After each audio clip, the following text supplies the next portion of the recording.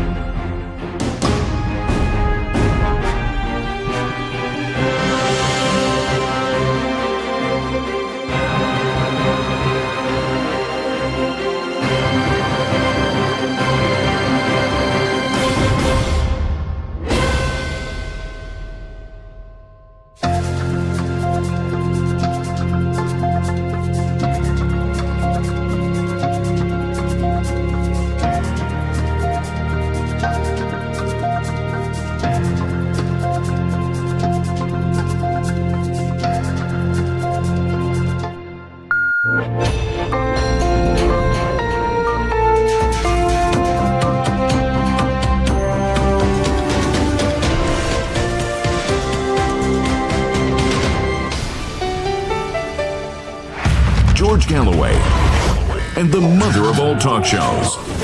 Welcome to the Open University of the Airwaves with George Galloway. Pokrovsk has fallen and Kupyansk is almost there also. The war in the Ukraine is rapidly coming to a victorious end for the Russian side. And that's as if the European Union will call a halt.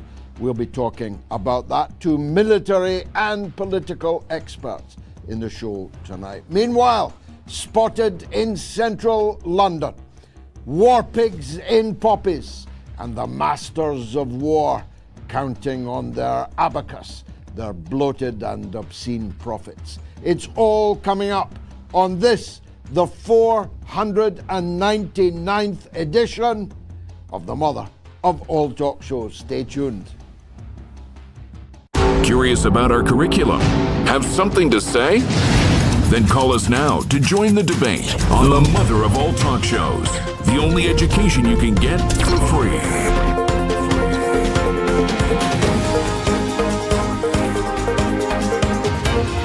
George Galloway, the mother of all talk shows. With George Galloway, the world is our classroom, and you're welcome to sit in and join the seminar. Next Sunday, actually, we will celebrate the 500th edition of this iteration of the mother of all talk shows. This show has been going almost 20 years, and it is now in the most splendid form it has ever been in. Our numbers are exponential, which is why they are trying so hard to shut us down.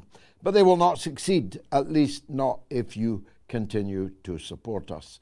Our numbers have risen exponentially since that first edition almost 500 times ago. But to more important matters.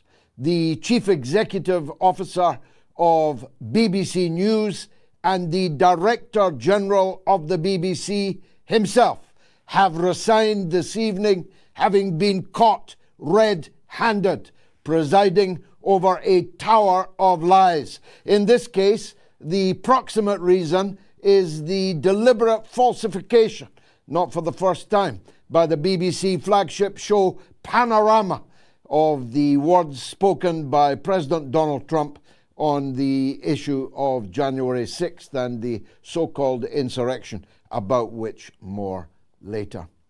But I want to start with the masters of war who were gathered, their faces waxen with fake grief in Whitehall this morning, their poppies ever larger and worn ever earlier. Some of the people responsible for the worst bloodshed of the 21st century and amongst the worst bloodshed in the whole history of the United Kingdom were gathered there with their poppies and with their wreaths, dressed in their mourning suits. These hypocrites, Robert Burns, the great bard of my own country of Scotland, put it best on the Ode to a Thanksgiving. Ye hypocrites, are these your pranks, to murder men and gie God thanks? Halt, desist, go nae further. God'll no accept your thanks for murder. But they were at it again today. The words of Robert Burns are unknown to them. They are ready to fake the sincerity, and after that, the rest is easy. There was John Major, the architect of the first Iraq War, which paved the way to the second Iraq War, and in between, hundreds of thousands of Iraqi children died of sanctions, murdered by sanctions, by men in suits in New York and in Whitehall. The cast was not complete until Tony Blair walked onto the stage. Tony Blair, the man responsible for the greatest loss of life unleashed by the United Kingdom in the entire history of the country, was there, looking as if he never wanted to see another war again, when all the while he and his co-conspirators were no doubt planning the ultimate war, no doubt planning the war to end all wars, no doubt planning World War III itself. David Cameron was there, the man who destroyed Libya, killed thousands, broke Libya into sundry pieces, each ruled by a gang, a warlord, all in the name, as he said at the time, with Nicolas Sarkozy, currently resident of a penitentiary in Paris. David Cameron, though, is still at large and still faking the grief. The war criminal Keir Starmer was there. He's the man who presided over the collaboration of British armed forces and the British civil service with the murderous genocidal regime of Benjamin Netanyahu. He's the man who said Israel had every right to starve the captive population of the Gaza Strip of food, of water, of medicine, of electricity. Yes, they have the right to do that, said the human rights lawyer, Keir Starmer. Keir Starmer, who's done everything he could to wreck the possibility of a peaceful, negotiated settlement to the war in Ukraine, and who will be, I promise you, the last man standing when Donald Trump himself is in Moscow, when every sanction has been removed by Washington, D.C., when Germany is back negotiating new energy contracts to stop the destruction of their own manufacturing industry. Keir Starmer will still be the last man calling for war. These masters of war who are on a revolving door. When they leave political office, they go into business, often directly military business. And when it is not directly, it is indirectly. These masters of war who build the big guns, who build the big planes, who build the big bombs, who live in their mansions and send young men to die in the mud. These masters of war imagine that all the money that they have made can buy back their soul, but it cannot. Let me turn to the events of January 6th. I said all along to you, and many of you laughed, I began to get shadow banned and strangulated because I said so, that the 2020 presidential election in the United States was rigged. I said all along that January 6th, which was in any case no more than a particularly rumbustious night on Sauchiehall Street in Glasgow, far from being an insurrection, it was an after-closing time brawl in Sauchiehall Street in Glasgow. I told you it was a state provocation. I told you it was a continuation of the Russiagate hoax, which destroyed Trump's first presidency and was the proximate reason for the rigging of the presidential election that put him out. I said all along to you that Joe Biden could not possibly have polled 82 million votes. Simply impossible. He campaigned from a basement. He was already semi-senile and perfectly visible for anyone who was paying attention. I told you that when I went to bed, Trump was winning. And when I woke up, Joe Biden had beaten him like a drum, had beaten him by a landslide. We all covered relentlessly. We covered the hanging chads and the broken counting machines and the skullduggery, the Tammany Hall theatrics of which the Democratic Party in the United States was long famous. I told you that Joe Biden was an illegitimate president. And when I saw the events on January 6th, I could virtually see the FBI badges amongst the most extreme agitators on the square around the Capitol building. I knew that it was something rotten was being done to criminalize Trump, to make sure that he never came back, to put a spike in his heart, and they very nearly did so. I told you over and over again that these provocations were carried out by, were driven by, were conceptualized by the deep state and its Democratic Party overlords. And I'm saying to you now that I have been vindicated. I'm saying to you now that the breaking news that the pipe bomb planted by a terrorist in front of the Democratic Party headquarters, in which was sat Kamala Harris herself, it was falsely claimed that she was in the Capitol. She never left the Democratic Party headquarters where the pipe bomb was planted. But they counted on the deep state covering up the real identity of the pipe bomber. They counted on the willful obstruction of justice of the FBI, which has spent decades, 40, 50, 60 years covering up injustice, facilitating injustice. The FBI are now caught. And Kash Patel, Donald Trump's own appointee, now has to explain how he knew for the last 10 months that that pipe bomber was a police officer in the Capitol Police, and now where? In the CIA. A Capitol policewoman with no weapons training was there with a weapon on the balustrade in the Capitol, but earlier she had been planting a pipe bomb which lay there for 7 hours and could have blown up innocent civilian passers-by. We now know, thanks to the internet, not thanks to the FBI, that with a 97% probability, that pipe bomber was a police woman, now a CIA operative. Once you know that, you know two things.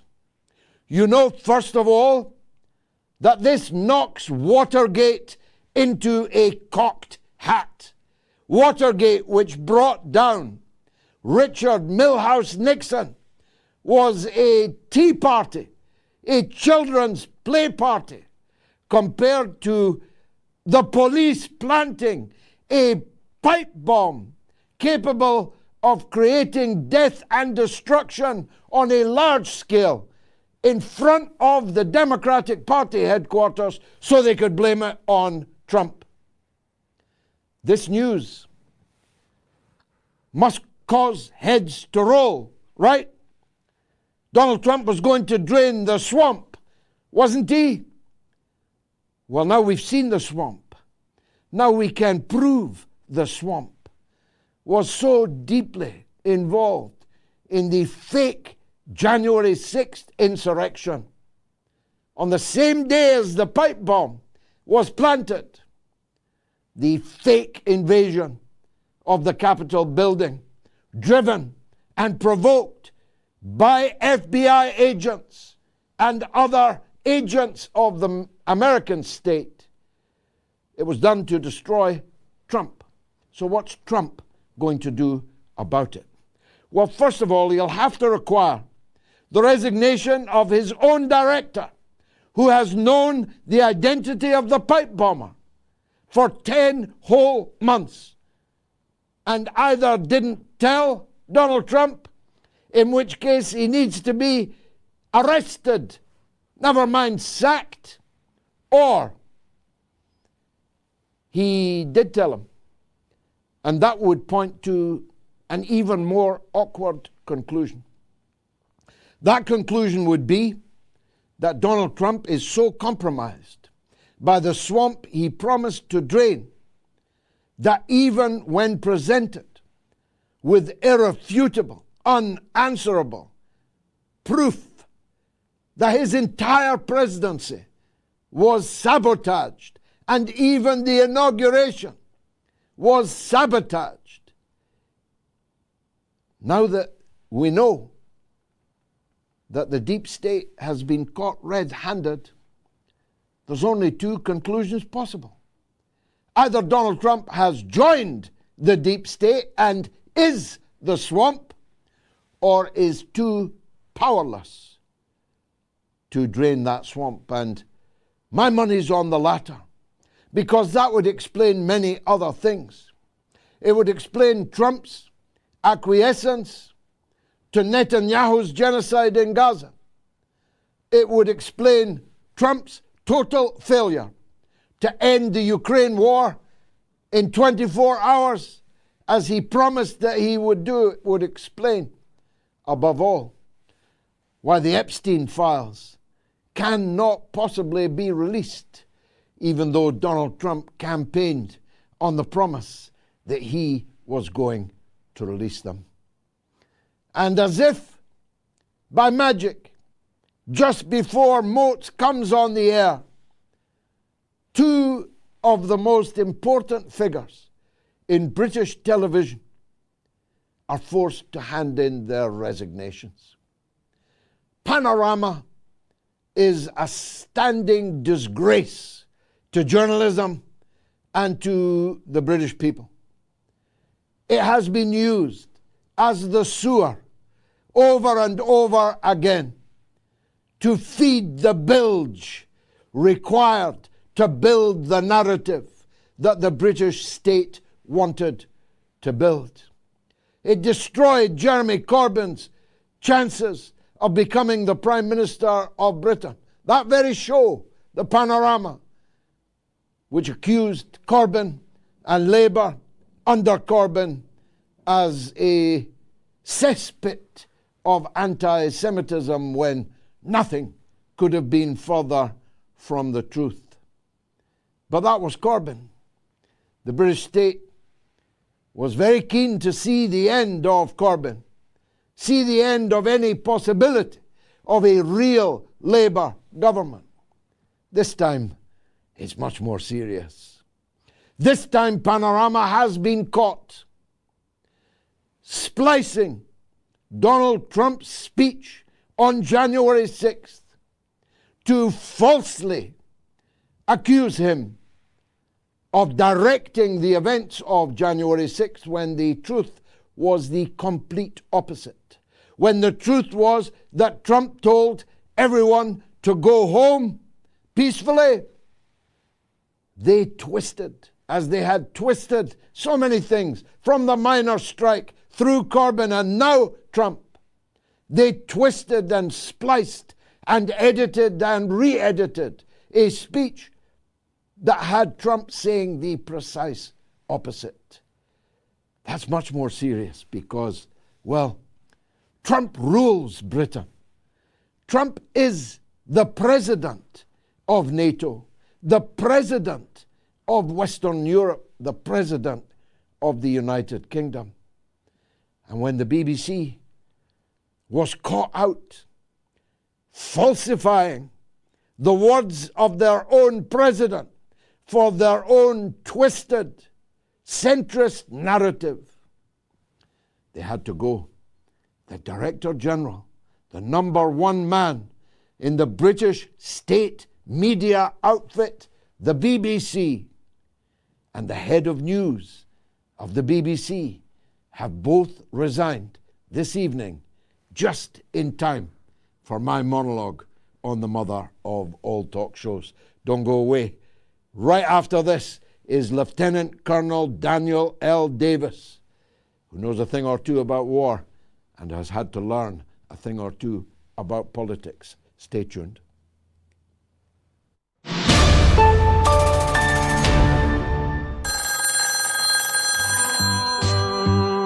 There's a legend on the line in Oklahoma.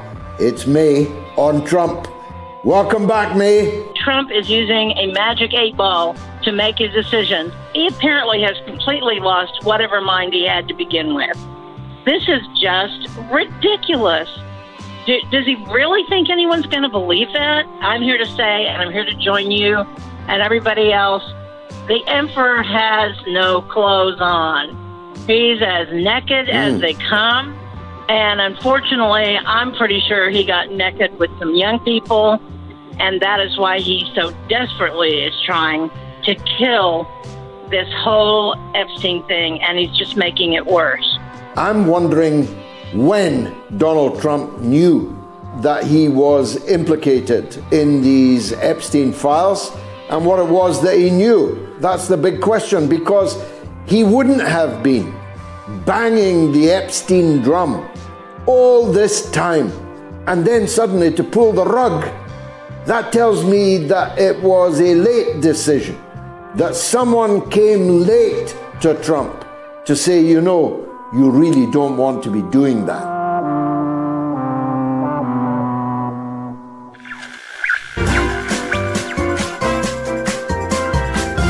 You are listening to the mother of all talk shows with George Galloway.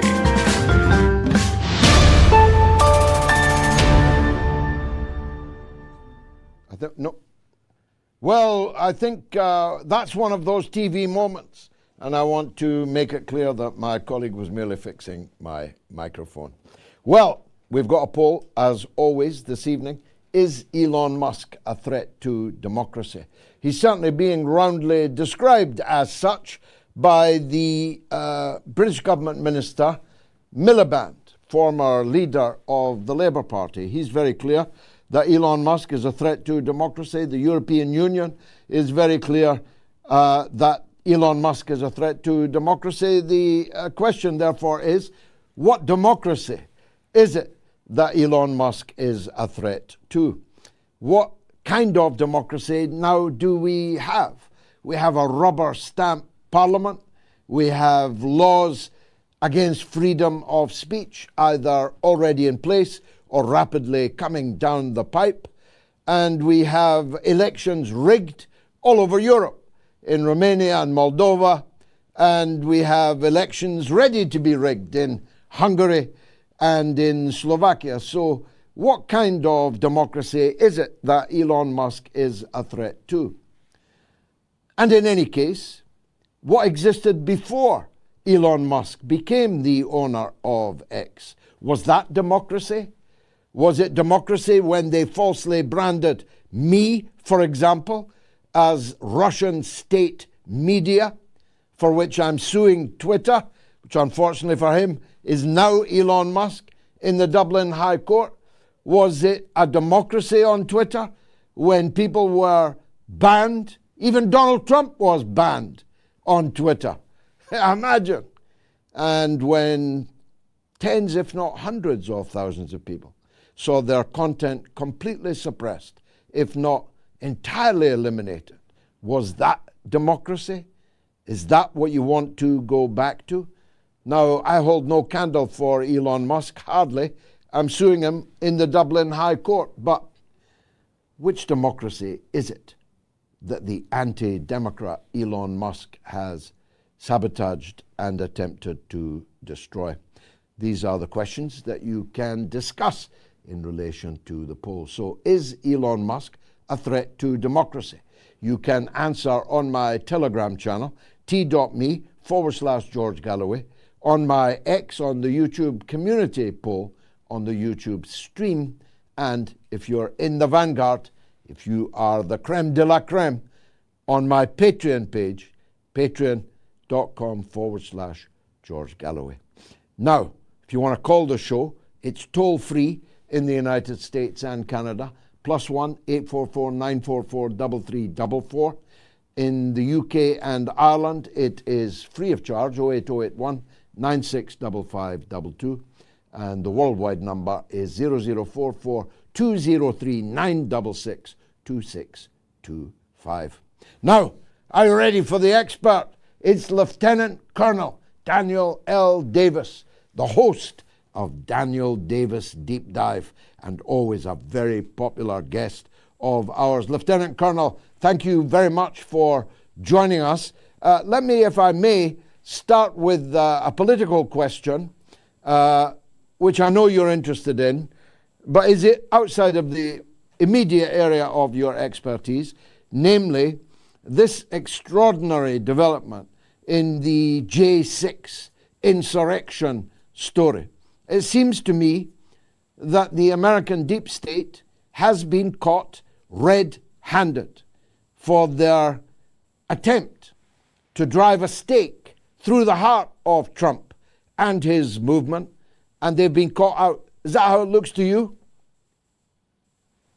Well, it's a messy situation here. There is definitely lots of information. We've actually been having this for almost from the beginning, that there were folks inside the FBI and other agencies that were actually involved with this, not just that they were trying to find out what was happening, but they were participating and helping to gin the crowd up. There was also some blame to go around for the folks that participated in it and for some of the way the thing was ginned up on the presidential, on the Trump side, et cetera. There's no empty enemy, or I'm sorry, there's no hands here that are clean. But just the problem is that you have all kinds of dirty hands in all over the place. And when you have folks that are supposed to be in law enforcement actually participating in any level at all inside of what was going on, then they try to keep that a secret.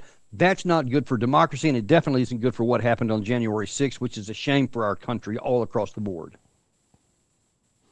Trump would be a fool to leave it unpunished, though, if this person that's been named by the Blaze and is now Thomas Massey has named her and put up her picture, Congressman Thomas Massey. If this woman did lay a pipe bomb, and if she was a Capitol policewoman at the time, and if she is now a CIA operative, well, that's pretty serious, isn't it, Colonel?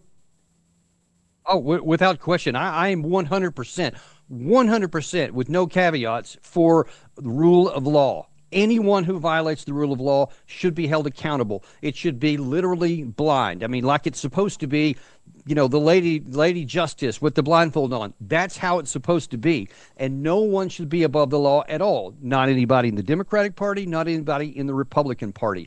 In the case to where you do have different echelons of legality and, well, these people did something wrong, but I'm in power, so we'll punish them, but leave all these other ones unpunished. That's a bad situation.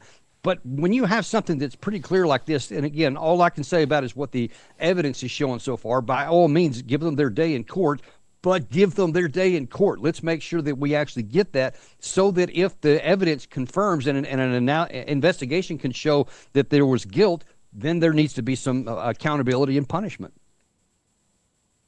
But nobody ever seems to get their day in court. The Epstein clients are very far from court. The people that rigged the 2020 election or are accused of doing so, none of them have been charged. It seems that Trump's pledge to drain the swamp was an empty pledge, either because they've got too much on him or because he's now a part of them. But for whatever reason, not many people are now all that convinced that a day in court's going to happen.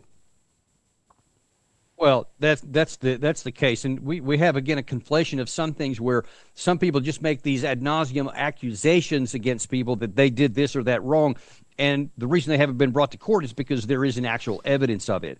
The bigger concern is the ones where there is actual evidence of wrongdoing and we don't get them brought to court because they're a friend of somebody that's in power. I mean, there was all kinds of folks during the Biden administration that were not held to account or even brought up on charges because they were friendly with the Democratic Party, so they were not going to even be charged. And now then we have a similar situation with the Republican side, in that nobody who even might have done something wrong on the Republican side will even be considered to be charged with anything. But then we also have this odd situation to where even some that are not friendly to the Republican side are also not being charged. Some of my really strong Republican friends are just beside themselves with a lot of cases where, I can't remember the guy's name right offhand. The one that used to be the DNI under Obama, and then Joe Biden, and he did all kinds of things with this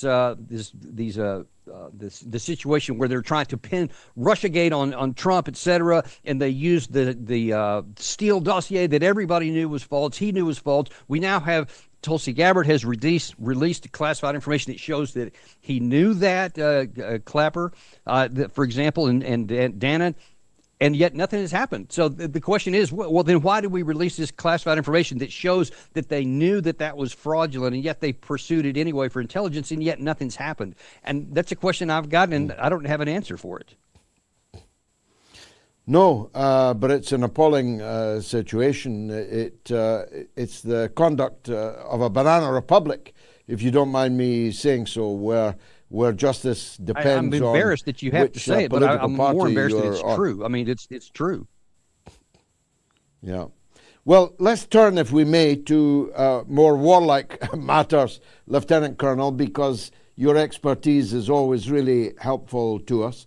Pokrovsk has fallen. Kupyansk is partially occupied and will likely fall in the next couple of days.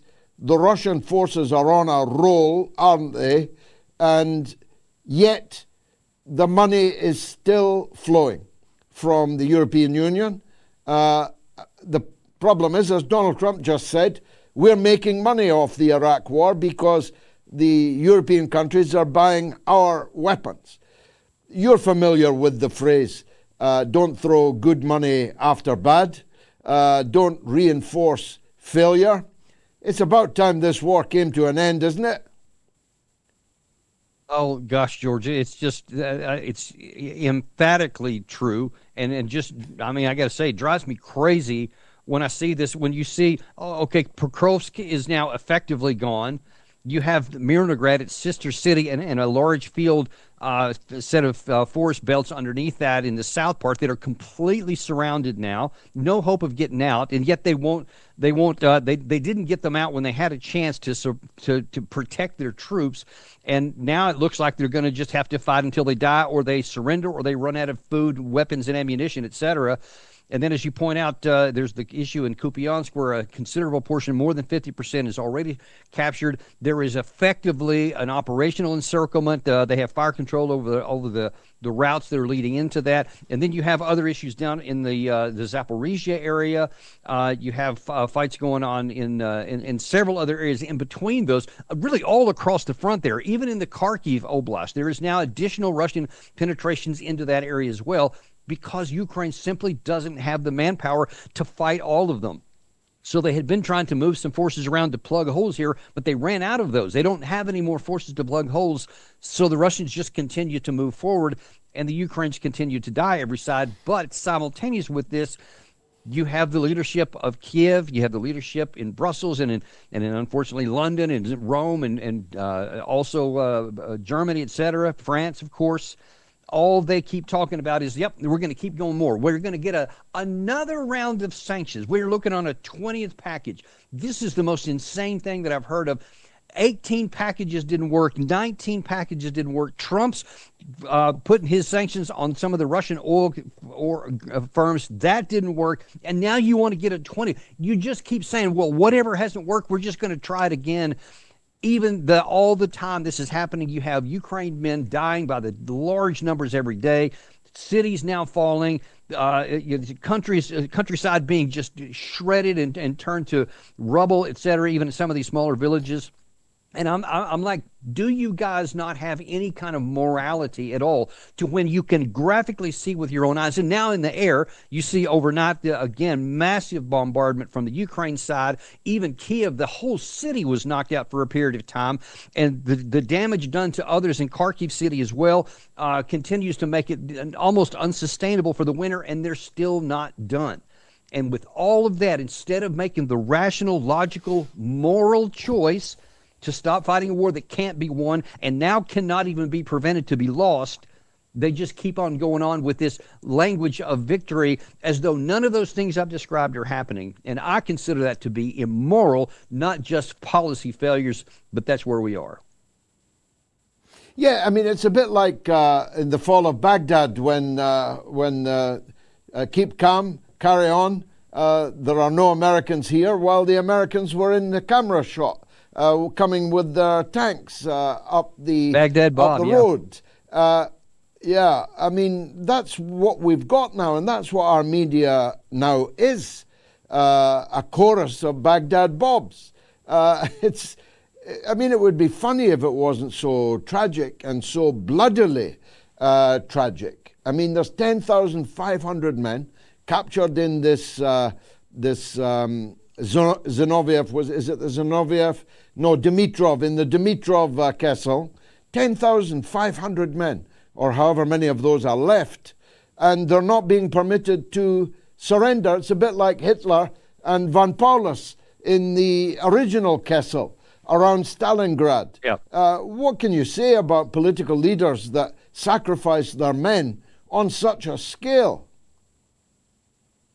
Well, I mean, all you can say is that at this point, it's hard to come up with any other answer other than it's cash. It's just money or arrogance and the presumption that I can never acknowledge reality, because then I would have to acknowledge that everything I've been saying for nearly 4 years has been roundly wrong. That's why you see this, well, let's try another round of sanctions, because just a little bit more, that will finally do what the previous 19 rounds wouldn't work. Of course, it's absurd on the surface of it, on the face of it. Everything going from 2022 to the disaster of the offensive in 2023, the failure throughout the entire calendar year of 2024 to stop the Russians, and now in 2025, you can't even keep the lights on in the city, and you're going back and you're about to lose two pretty major cities along with that, and you're putting the rest of it at risk. And there's just not enough Ukrainian troops to fill the gap. Desertions are a huge portion. There's almost as many desertions as there are casualties, and there is not a fraction of enough people you force into uniform to come in to offset those losses. It's a mathematical certainty that at some point the Ukraine side will just simply cease to exist, and then the Russians are probably going to be free to literally drive into Ukraine because there won't be enough. At some point, that is likely to happen, because on the Russian side, they're increasing their production. They're increasing the number of troops that they have in active duty, meaning that they bring in more every month than they lose in casualties, probably by a pretty substantial number. It's grown up to around 1.5 million active now, 500,000 higher than it was when they invaded, even with all the losses that they've had. So any rational view would tell you that it would be suicide to continue doing this, to continue supporting this war. But I mean, there's big voices in the United States Senate, in our media. Certainly, there's those. It's amazing to me, George, where I'll see these videos coming from several well-known British outlets almost on a daily basis, talking about how Russia's not winning, Ukraine is on the way back. They're stiffening up, and soon they're going to turn the tables. I mean, every week. While the actual report on the battlefield is the virtual opposite. So all I can imagine is that it's either this inability to acknowledge reality and there's just some sort of psychological problem, or they are aware of it and they're like, but the money keeps flowing, so works for me. One of those two, but I can't think of a third one. No, nor I. And of course, something's got to give. Either the military situation will collapse, and you'd be foolish to bet against that. However bravely the Ukrainian forces have fought for nearly 4 years, far more bravely than I expected them to, given the quality of their leadership and the conscript nature of their army and the forced conscription of so many people. They have fought valiantly. No one can doubt that. But if there's money, absolutely, it's not going to them. It's going to the people in the center, in Kiev. They're the ones that are making off with the millions, maybe tens of millions, maybe more than listen, that. George, I just talked earlier today I just talked to somebody in Kiev that has connections directly in Kiev that used to be in the Zelensky administration that drove that point home to me just a few hours ago, talking about how they're having to cut the pay of teachers, which was already minuscule, that the troops have now twice had their salary cut because there just isn't cash to go around. And then these monies that do come from fortifications and stuff get scraped off the top so much that hardly any actually gets built. And then they don't even have money to pay for their government unless they get billions of dollars from Europe. And it used to be the United States, but now apparently it's just Europe. They won't even be able to keep the lights turned on or anyone paid. And of course, with no functioning economy, they may run out of money and the ability to keep the country physically operating before the troops even collapse on the front line. So where is all this money going? Because it sure is going somewhere. Well, I think we can both take an educated guess as to where it's going and where it's currently resting in the accounts that we could name probably quite easily, and we'd probably come up with the same list. The other thing that can give is the political class themselves. They could say, well, actually, we'll need a new leadership to bring this to an end. We'll have to force somehow the resignation of Zelensky and his replacement with someone with a mandate to bring about peace. Because if neither of these two things gives, the front is going to move and move. It'll move right up to the river Dnipro. It will definitely move towards the liberation of Odessa. It will landlock Ukraine. It will rescue Transnistria, and then Ukraine will be a rump NATO stan that will be a burden to all of us for 100 years. Yeah, and it's really that's already baked in. In my view, even the Russia won't stop unless there's some kind of a deal that says there will be no NATO, no military support at all, and a reduced amount of troops for Ukraine. A demilitarization, they call it. The denazification is what you described there, with the requirement for new elections or something. And those have to have, in addition, some protections for the ethnic Russians that will remain inside of whatever left of Rump, etc. Those things are already baked in, and then you're going to have this massive, massive amount of territory that's going to have to be rebuilt. Russia is almost certainly going to rebuild the areas where they have, and right now they've already, written that into the Russian Federation. So in their mind already, it's already Russian territory. And we've seen, by the way, what they have done with the areas where they have already taken in the first couple of years of the war, and some of the rebuilding has just been phenomenal. It doesn't get any coverage in the Western press that I've seen, but if you look on their press, the videos and stuff that they put up, it's been pretty remarkable how they've already rebuilt a lot of the war damage. I don't know who's going to be doing it on whatever's left of the western side here. That remains to be seen, but I can assure you that whoever is left in Ukraine will be asking for lots of money for a long time into the future. It'll be us, Lieutenant Colonel. It won't be you. It'll be us. The Europeans have been completely mugged. I mean, I was in Moscow until a couple of days ago, and it's full of Americans. The Americans are in every hotel. They're at every reception. They're in the Bolshoi. Trump Americans, prominent Trumpers, are all in Moscow, preparing for the day when normalcy will return. And they're in prime position to make sure that it's America and Russia that do the business.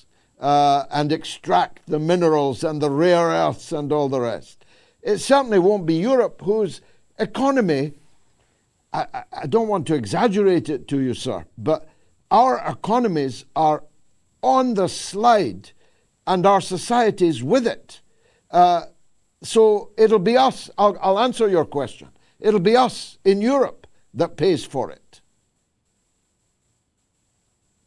And it's ironic and also quite depressing that it wouldn't have had to be that way, because there was especially early in the war, there was a complete willingness on the Russian side. Maybe you can speak to this even more than I could.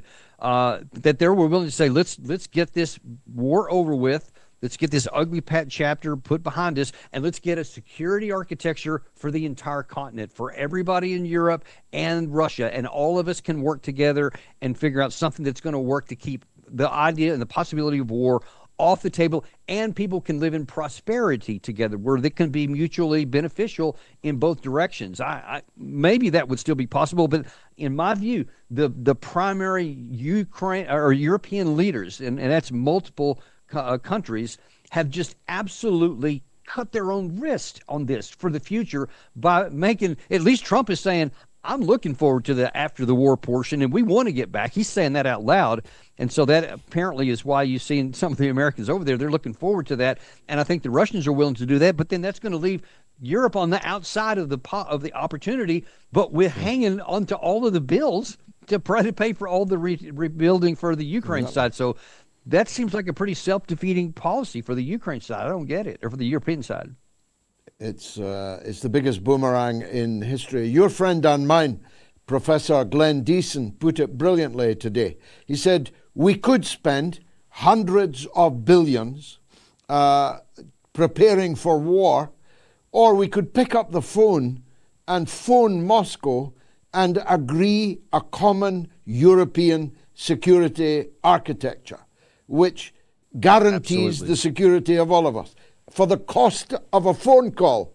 Or we could commit ourselves, as Britain has, to 100 years of subsidy of a state which by then will be little more than a Kosovo. And, you know, unfortunately, oftentimes when you prepare for war, you get this opportunity, this situation to where you actually get the war that you're trying to stop. And listen, we're kind of guilty of that on this side, too. There was a speech on last Friday by Secretary of War, now poorly named, Pete Hegseth, said, hey, this is our 1939 moment. We need to start building up big time. We need our defense industrial base to start cranking into high gear, et cetera, as though we're in a world war, which is alarming enough to me. And, of course, Europe is in this, you know, with Mark Rutte, is in this big rearm Europe situation that's, you know, $800 billion through 2030 or whatever it is, to be even beyond that. Everybody jump up to 5%. I mean, what does anybody think that the Russians are going to do when you see all of this military buildup? They're not going to sit passive. They're not just going to just take Ukraine. They're going to start building up their own capacity and continue to build it up. And by the way, militarily and defense industrial base, they're way ahead of us. It's going to take us a long, long time and a huge amounts of money, way more than $100 billion, to even start to close the gap. And it doesn't need to be. We don't need to get ready for a war with Russia. We need to start rebuilding our economies and taking care of our people, which is something we can afford and something we can do. And then we have some security, because Professor Deason is 100% right. There is the possibility that we could have a continental-wide security architecture. It's not fantasy, but to get there, to even have a possibility, you've got to get out of this perverted mindset that we have with Mark Rutte, with our current Secretary of War, that all they're looking for is to have war capabilities. No one's even talking about putting money in the diplomatic realm. Let's see if we can find a way to get this stuff tamped down. That doesn't even happen, George, and that's one of the things that's alarming to me, because it could end up setting the stage for our own doom. Lieutenant Colonel Daniel L. Davis, a master of the arts of war and increasingly politics. Thank you very much indeed for joining us on the mother of all talk shows. Let me take a quick break, and then it's Melvin in New York on the US and war. Stay tuned.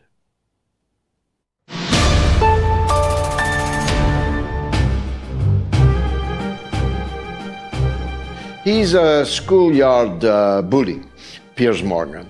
And he does have a big show, but then he has a big and plush and very well appointed studio. And he has a big and very well paid staff. He has a very big budget. He's an extremely wealthy man. And the combination of all of that does give you a certain head start. We, on the other hand, are a mom and pop business. There's just me and Gayatri. And the people who told me the phones are melting are my own grandchildren who are answering the phones for nothing. This is an unpaid gig I'm doing, and do twice a week. Nobody pays me one brass farthing to make this show, to present this show. I'm not sure that Piers Morgan would tell you how much he makes.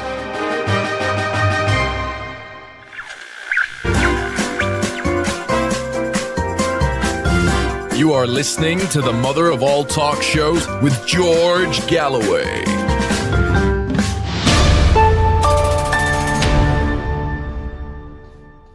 Is Elon Musk a threat to democracy? Yes or no? You can vote on my Telegram channel, t.me/George Galloway. You can vote on my X. You can vote on the YouTube community poll. You can vote on the YouTube stream. And if you're watching on the YouTube stream, please subscribe to my channel. More than half of you who watch us on the YouTube stream have not subscribed to the channel. It costs you nothing, but it's of great benefit to us. And equally, give the show a thumbs up if you're enjoying it, of course. Let's go to the aforementioned Melvin in New York on the US and war. Melvin, welcome back. What would you like to say? First of all, nice to see you again, George. You can hear me correctly, correct? And you. Very well. Oh, very good. Okay, so you mentioned something the other week, you and another caller the other day, about America, because we voted for who we voted for, we need to find something to rally against in a single thing. Well, America, because of our forefathers, we actually have something that we could hold our politicians' feet to the fire, and that is called the Constitution of the United States and the Declaration of Independence and all of those things, and our Bill of Rights, which are being evaded now in many ways. 2 years ago, when Biden was in power, all but like 4 or 5 Republicans voted against the Constitution of the United States. We need them to uphold it. And it is something that our forefathers gave to us, that the only way that we can lose our rights is by if we let the government take away our rights. And unfortunately, the American people, excuse the phrase, don't have the gonads to put up with it, because they're so enjoying their breads and circuses. I will add one other thing. A lot of people have questioned the president's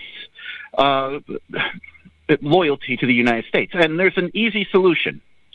All you have to do is ask him what millions, or not millions, but hundreds of people have asked, which most of them were vets, for the United States government to do, which was put an investigation into a ship in 1967 that was sunk by Israel.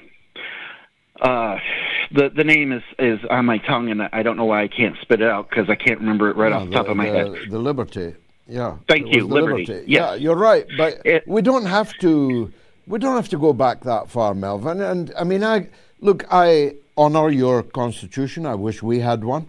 I honor your Bill of Rights. I wish we had one. I honor the structures that your founding fathers left you. But what do you do when you have a government which simply acts as if that Constitution doesn't exist? For example, the bombing of these fishing boats in the Caribbean is explicitly illegal. These are acts of war against, as it turns out, Trinidad, Colombia, and Venezuela, wrapped up in an anti-drug trade dressing, which is utterly bogus and false.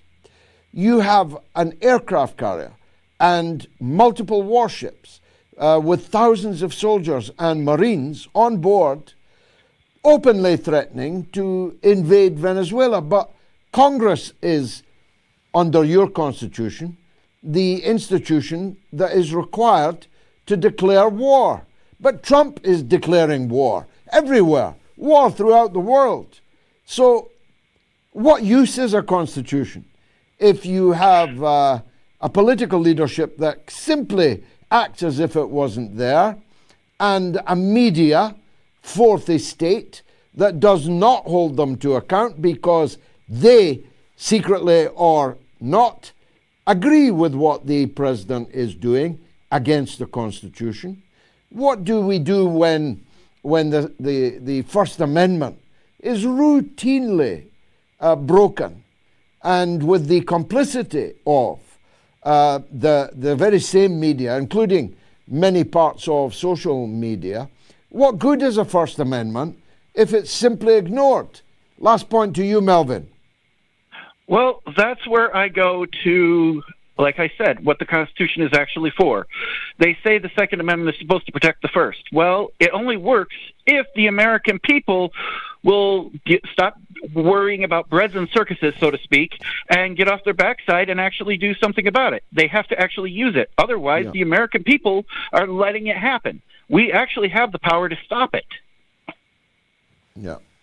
Well, it's about time they used it. Thanks, Melvin in New York, for kicking off the caller part of the show. Now, I can also take comments. If you scan the QR code now and leave a comment on the YouTube stream, if you keep it clean, I'll try and use it. Jimmy Chin, for example, says the West has dug themselves into a deep hole in Ukraine and can't find their way out. They thought they could bankrupt Russia with continuous war, but they ended up bankrupting themselves instead. Jimmy, I said this on day one, that these sanctions, on television, these sanctions would turn out to be the biggest boomerang in history. And I have no education. I left school at 16 to go and work in a tire factory on the shop floor. If I could see that, what about all the Oxbridge Ivy Leaguers in our governments that were unable to see that? Having said that, I have no education. I'm now a visiting professor in more than one university. Tell you more about that later. Charlotte Burns says, the banana Republicans and demo rats, which party is worse? They both have a time of genocide. Both love coups, but at least the Dems let us have snap. Kestrel says, BBC fake news. Trump was right. Well, he was. I mean, I agree with Donald Trump on virtually nothing, but he was right. The election was rigged. January 6th was a state provocation, false flag, driven by the US state. I said it then, I'm saying it now. The difference is I'm being vindicated. And the BBC and the Steele dossier and the rest shows the complicity of the British state in what was effectively a coup against the elected president of the United States. Nikki A says Tim Davies should never have held that job. He was a shifty, partisan man. He was a former Conservative candidate in politics. The BBC role in the coverage of Gaza has been truly disgusting. And the happy little fox says the BBC have long ceased to uphold the charter on which they were founded. I'm afraid we're discovering that laws and charters and constitutions don't actually add up to a row of beans. But my good friend Terence in Reading has something to say on that. Welcome back, Terence. What would you like to say? Good evening, Mr. Galloway. I trust you and you as well. Regarding the BBC, again, the man is right, you know. But I find it perversely funny because he won't be out of pocket. His pockets have been lined with the Zionists. He's had the ear of Alan Yentop giving him all the information. Jonathan Friedland giving him all the information, what to say and what to do. We know that the BBC is corrupt from top to bottom, mostly by Zionist infiltrators. Another one would be Melanie Phillips, who's often on there, pontificating with the glories of Israel and everything else. So my particular point is, I know and you know that the BBC has been biased for donkey's years, covering the north of Ireland. You could roll off the different lies that they told. Derry in 1972 being just one of them. They had the good fortune to put Cardinal Daly with his handkerchief, and they thought I could do everything. Went around the world. They shot themselves in the foot then. My point is that there's not going to be a Zionist change at the head of BBC. And finish off using one of your favourite terms, I think, and I want your opinion on the fact that I believe it's just lipstick on a pig. What say you, sir? I agree. I mean, I don't know what happened to the campaign to defund the BBC. I strongly supported it. It seemed for a time to have some traction. It seemed for a time to have quite a considerable profile, and then it died a death. So for the international viewers, let me point out that we are forced to pay for the BBC hundreds of pounds, every one of us forced to pay, or we go to prison. Even Stalin didn't think of that one. Even North Korea doesn't require you to pay the liar who's lying to you. But that's what we do. Now, as you know, Tel, I'm an honorary member of the National Union of Mine Workers since 1982, which means that in the miners' strike of 1984-85, I was up close and personal with the lie machine that is the BBC. And it doesn't matter whether the issue is domestic or foreign. The purpose of the BBC is to tell whatever lie the state requires them to tell and get us to pay for it so that they can pay their talent hundreds of thousands of pounds a year in salary. This is completely unique and perverse. Defund the BBC. If you're not going to do it now when the DG and the head of news have been forced to resign, when are you going to raise the demand for the defunding of the BBC? Thanks very much, Terence. Now it's time to bring you the MOATS Wall of Fame for tonight, and a huge thank you if you've become a MOATS donor this week. Get your name up in lights, just like George J. Ashkar Jr., Vicky Sherwood, Oscilla Torsk, Diana Saleh, and Stephen Braithwaite. It's really simple to support the show. Just scan that QR code now or go to moats.tv and make a quick donation. It could be £1, €1, $1. I hope it's more, but it's fine if it's that. But everyone has to do that, or we'll not be able to keep 2 shows per week. Remember, 500 shows this coming Sunday. That'll be quite a party. Morris is in Orlando, in Florida, and he wants to comment on Melvin's call. Go ahead, Maurice. Hello, George. Yes, I have a reply for Melvin. The Constitution is for the rich. It was written by the rich. for the rich. If you read it, it is clear as day. So, I mean, it had its purpose, it had its day. It has forced some good things, but it's only of use as long as the leaders obey it, and the leaders are confident, and rightly confident, that no one will punish them if they disobey it. That's the state we're in, isn't it, Maurice?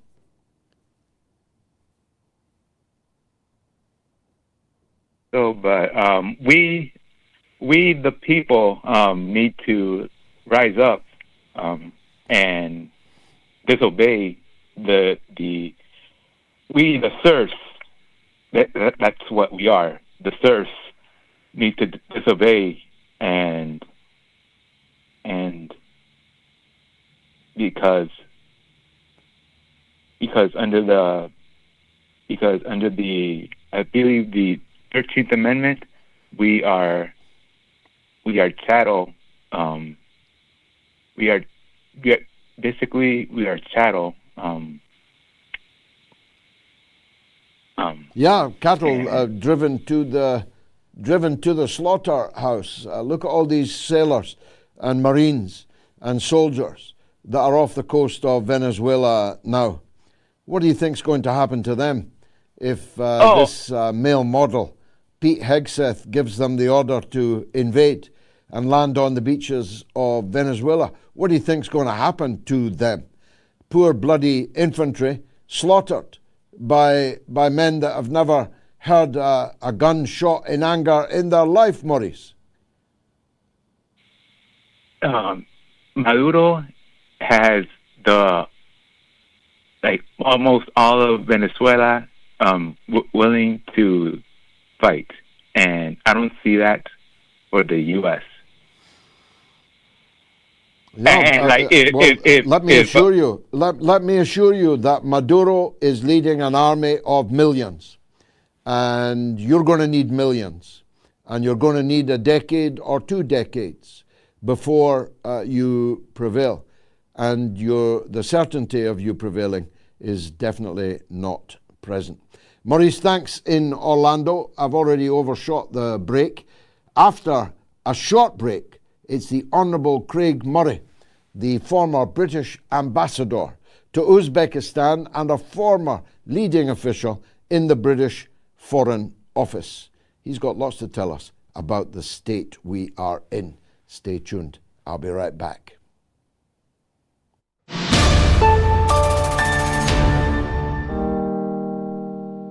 We have to rage against the dying of this light.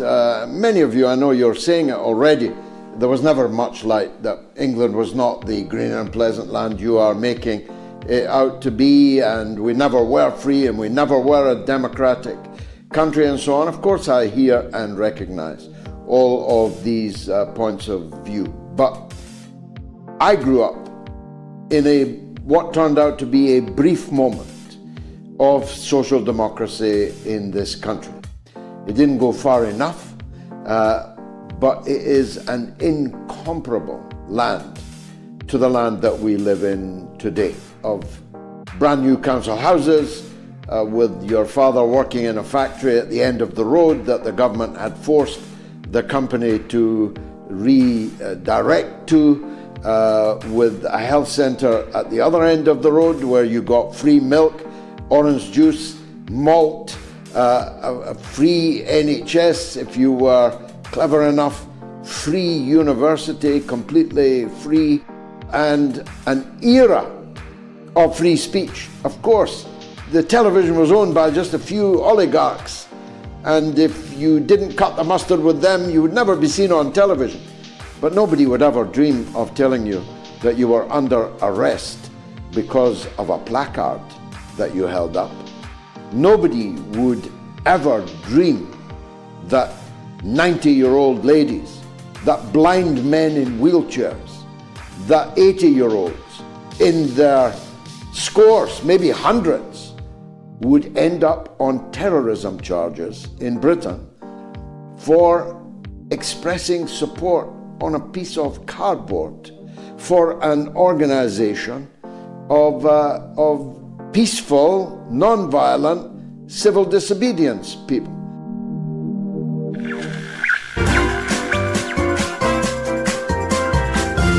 You are listening to the mother of all talk shows with George Galloway.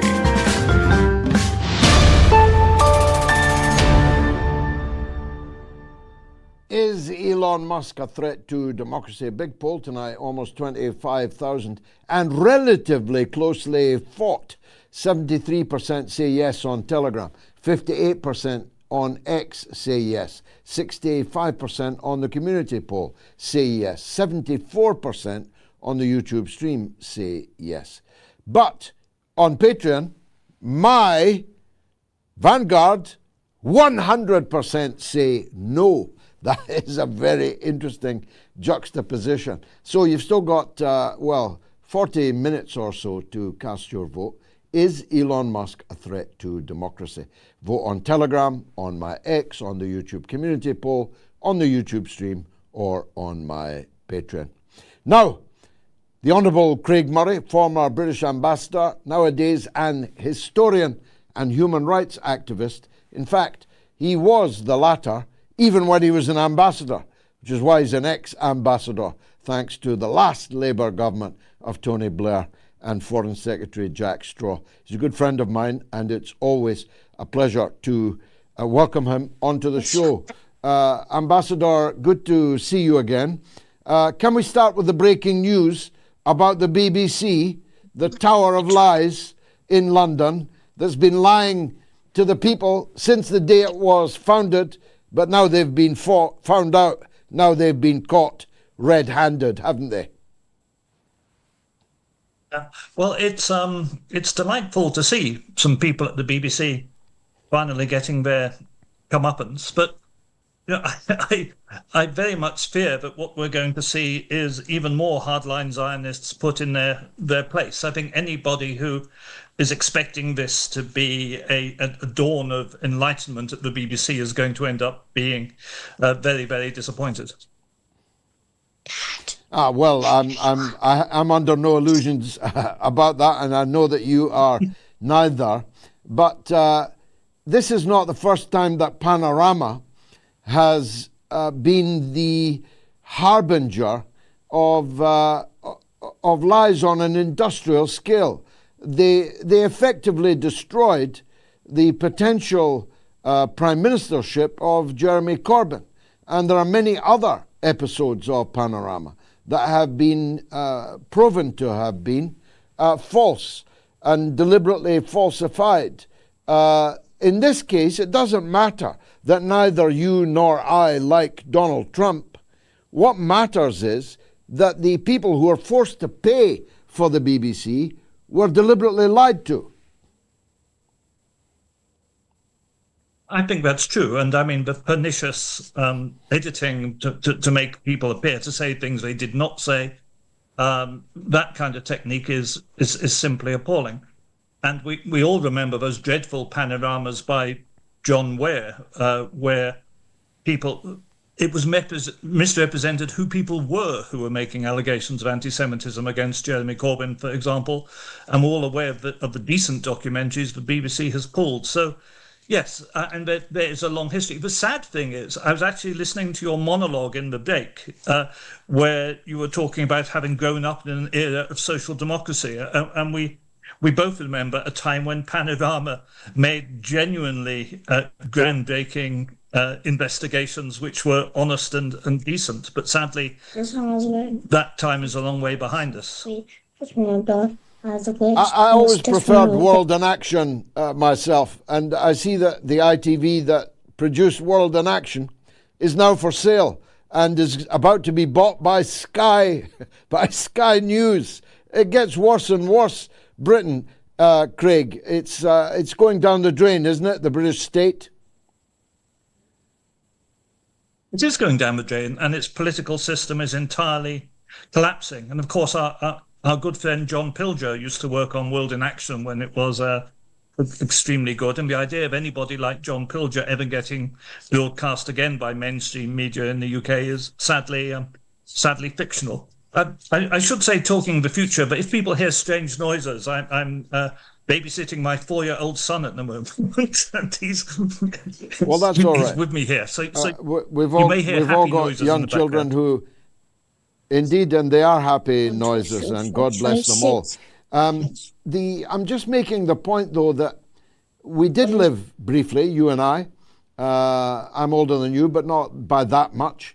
And we did live in a Britain that was briefly a better place. Is it bust? Can it be fixed? What's your take on that?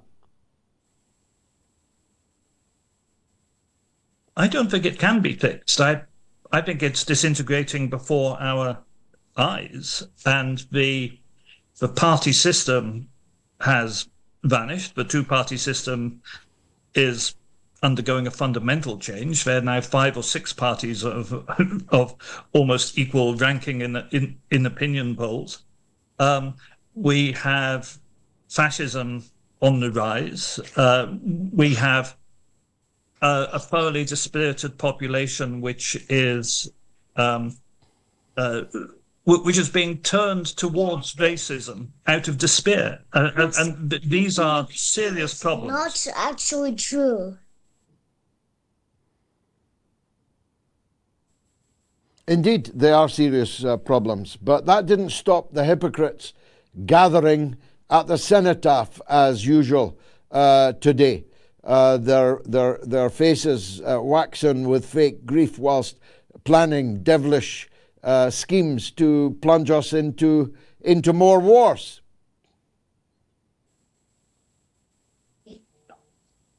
I used to go to the cenotaph every year for many years. Me too. Dinosaurs were extinct.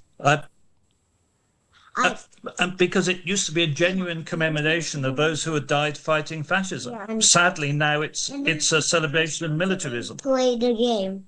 Oscar, darling, you got that.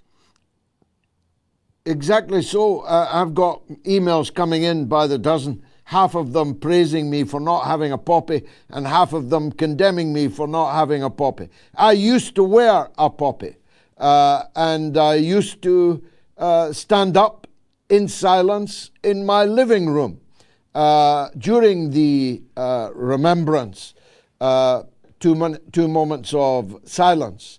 But I can do so no longer because I feel I would be on a par with Blair and Cameron and Gordon Brown and Keir Starmer.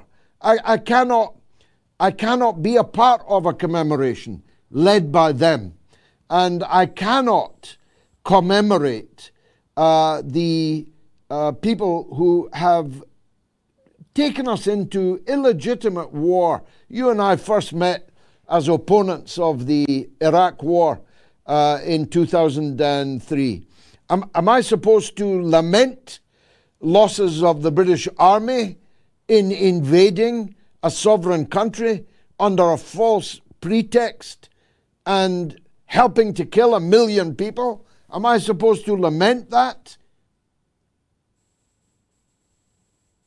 I was thinking exactly the same things. And I was thinking that there used to be veterans of World War II then. But now it's veterans of colonial wars. In Malaya, in Korea. Paper is not true and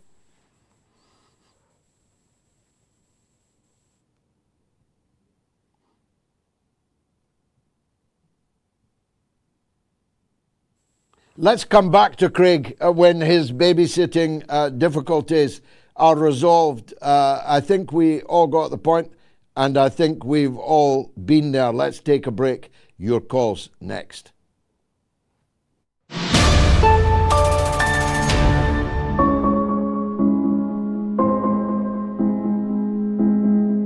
I've got to tell you, most British people couldn't point out Ukraine or Syria on the map. This is a symptom of the Western decline. So I wouldn't, in other words, beat up the American public uniquely for that. This is a common characteristic.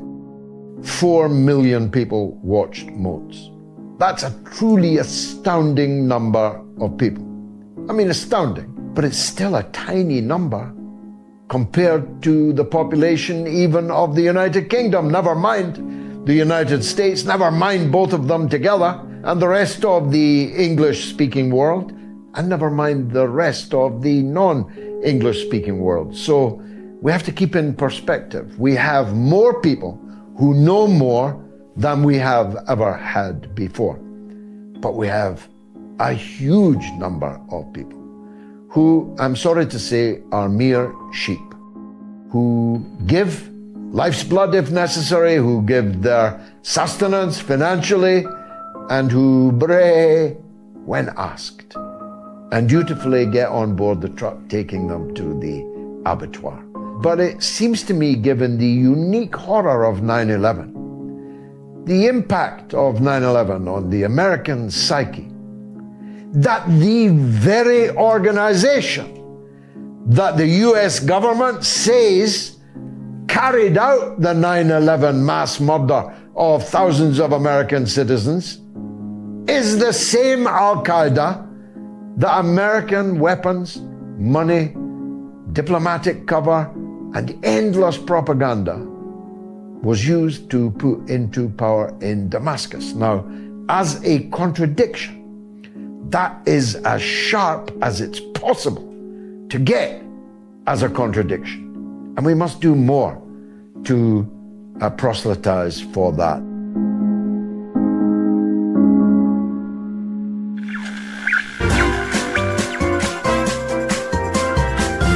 You are listening to the mother of all talk shows with George Galloway.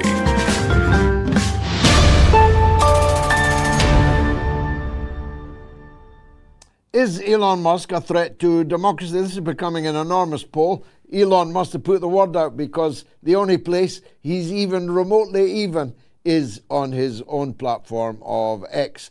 But Jackie in Asgard wants to talk about Elon Musk. Let's hear Jackie. Go ahead.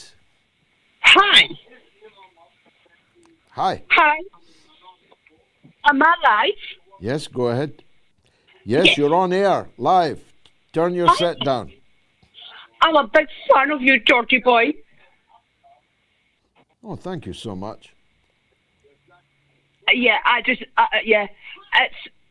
so with Elon Musk, I just don't really like the UK. That's why I moved to Asgard. Where is Asgard? Up north. In a northern country? Yeah, kind of near the North Pole. Oh my goodness. Then we have never had a call from that far north before. So congratulations. What would you like to say, Jack? That just you are the best. Asgard is amazing, and I love mother of all talk shows. Thank you. Most kind. Now, what about Elon Musk? What have you got to say about him?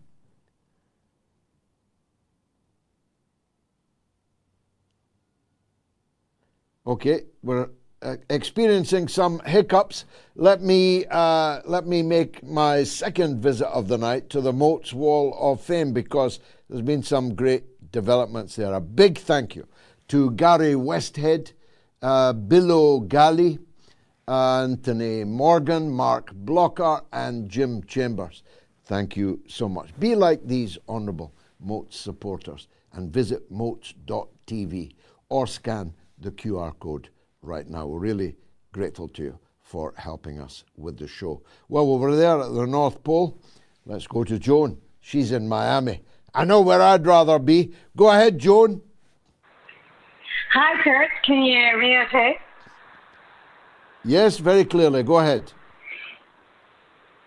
Do you remember the response to my questions following my last call? You were a little bit in disagreement with, because I challenged the current human rights violations that Russia today has perpetrated And here in Miami, I have a number of Russian friends that have come here for that reason. You know, simply, if anything more, their freedom of speech. So it's ironic that your poll today is challenging Elon Musk's role here in the U.S., which is totally valid. So, it's actually not challenging him. It's asking. It's not challenging him. It's asking: is he a threat to democracy? And a very clear majority say that he is. That's the view of the people who voted, and it's a very large number of people. Now, your comments last time about Russia, I dealt with last time. If you've got new things to say, please say them now. Okay, so we can agree to disagree, but my Russian friends here say that equally the censorship that we're experiencing, whether it be in the UK or the West, the US, is also in Russia. Okay, so we can agree to disagree, but let's move on. And absolutely, Elon Musk is part of that censorship, as well as all of these Silicon Valley technocrats elitists. And let's be honest, they're not look, elite. I've let you speak. I've let you speak, Joan, but I've got to confess to you, I'm not really following what it is that you are saying. If it is your point that there is less freedom in Russia to speak what you think about the Russian government than there is here in the West, I've got to tell you, you're out of date. It's simply not true. There is more media plurality in Russia than there is in Britain or the United States. I could adumbrate the owners of your media, and I've just told you about mine. I've just told you about the BBC, whose two top officials have just had to resign, having been caught lying. But in Russia, not everybody agrees with Vladimir Putin, only most people. Maybe 80%. It's more in the polls conducted by Western polling organizations, but let's call it 80%. The 20% all seem to own newspapers, also seem to own television channels and radio stations. So that's not true in Britain. If we say that 80%, and that would not be true, but 80% of the British people support the British state in its principal policy platforms, do the 20% who don't have media freedom in Britain? Absolutely not. And even fewer of them have media freedom in the United States. Now, Craig Murray, Honourable Ambassador, is now child-free, only for the next 10 minutes. And I'd like to return to the interview. As we were saying when we were so delightfully interrupted, Craig, we started out, I did, mourning the deaths of the First World War and the Second World War. But increasingly, we began to be asked to mourn and commemorate people who had lost their lives in conflicts that could not possibly be justified and to which we were viscerally opposed. The Celtic fans are getting it in the neck tonight for interrupting the minute's silence at Celtic Park today. But as most of them are Irish people, what are they supposed to do when the occupation, let's call it what it is, of the north of Ireland is part of what is being commemorated? Your thoughts? No, that's absolutely right. And one can continue to have sympathy for people who lost their lives in the armed forces, even when fighting in unjust wars, because very often people who join the armed forces are from working class backgrounds, are not fully aware of the issues which lead them to go to war, would believe it's their patriotic duty, that kind of thing. One can feel sorry for individuals affected, and one can feel sorry for their families. But one can't support the wars they were fighting, and one can't support a projection of militarism, because at the moment we are seeing a simply massive expansion in British weapons procurement. We're seeing new American nuclear weapons being brought into the bases in East Anglia. We're seeing an attempt to claim we are at war with Russia. We've had Keir Starmer saying we are on a war footing. This attempt at using jingoism and militarism to get out of unpopularity by the government is something no one can support. And it's really, we now see military parading around at football matches and other such institutions in a way that was never the case in British life before. It's become a celebration of militarism, not a grieving for the dead. Well, that's right, and that's why neither of us are wearing a poppy, not out of disrespect for the fallen, particularly the fallen of World Wars I and II. World War I, in my opinion, is the greatest crime that the British ruling class ever perpetrated on our own people. But World War II, our country played an honourable role. And indeed, if not for those months when we stood alone with those allies who had managed to reach our shores from France and from Canada and so on, then the Hitlerites might have prevailed across all of Europe. And I've spent all day today commemorating individual victims of that Second World War, but I'm not going to support the crushing of the Mau Mau rebellion in Kenya. I'm definitely not going to support the role of the British Army in the occupied part of Ireland. Somebody mentioned Derry earlier, and all the massacres that took place in Belfast, in Derry. I'm not going to support the military occupation of Ireland. And I don't think it's reasonable for people to ask us to. I quite agree. It's the whole thing is a commemoration whose time has gone. The number of people who fought in World War II who will still be alive is dwindling down to an extremely small number of people, and soon there will be none. I think it's time to drop it. I really think the whole thing has run its course. Now, Keir Starmer, whom you mentioned, is now officially the most unpopular Prime Minister in British history. Seems to me only a matter of time before his parliamentary colleagues unseat him. The problem is, isn't it, that any Labour alternative that could then come, would then come, because they have an overwhelming majority in Parliament, is likely to be as bad, maybe even worse than he is. The problem is that the Labour Party has just continually, as they would call it, triangulated to the right.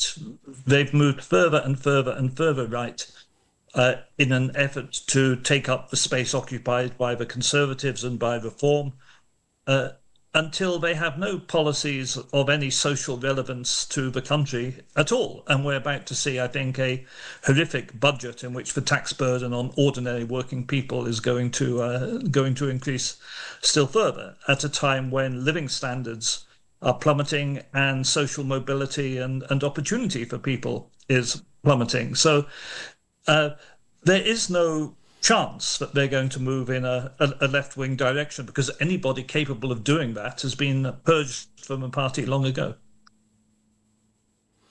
Now, in Scotland, of course, and in Wales, we have the potential, at least, to unshackle, what is it they say about China? Uncouple, de-risk. That's the way we're going, isn't it? Ireland will be free soon enough.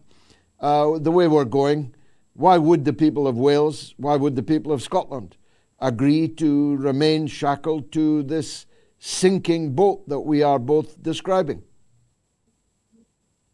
I think that's undoubtedly true. I think we are going to see the end of the core of the British Empire, if you like, most of its limbs and tentacles having already been struck off. What we have in the UK is a declining imperial power, which still has the attitudes of an imperial power, hence its support for the colonial settler project of Israel, but which no longer has the ability to maintain it. And I think the last vestiges of imperial power will be stripped away as Scotland and Wales and Ireland all peel off. And I think that's a very good thing. I genuinely believe the UK is a force for evil in the world, not only in Gaza, but in its, as we've said, in the attacks on Iraq, Afghanistan, Libya, the amount of devastation, not only in terms of the British Empire of the 19th and early 20th centuries, but in terms of the amount of devastation carried out this century by the British and their imperialist attitudes has been enormous. So I would greatly welcome up the splitting up of the United Kingdom. Honourable Craig Murray, thanks for joining us and surmounting the child-minding difficulties you had earlier. Most kind of you. Let's go to the phone lines where Robert is in Scotland, in Glasgow, and wants to talk about the upcoming budget. Go ahead, Robert. Hello, George. Can you hear me okay? Yeah, very clear. Hello. Go ahead. Hi, George. How you doing? Listen, good. I watch your show every week, and so do, believe it or not, a lot of my friends in France as well. We thoroughly enjoy your intellect, obviously. George, I just wanted to ask you about the taxation system and how the government demands a part of a man's wage. And obviously, that I'm quite happy to contribute, as you probably do. Well, obviously you do, because you're a much higher earner than I am. But, we allow the government to tax us. But how much is enough? We've got income tax, we've got council tax, we've got value-added tax, inheritance tax, death tax, road tax, etc., etc. When is enough enough, cigarette George? tax, alcohol tax. I mean, George, when is enough?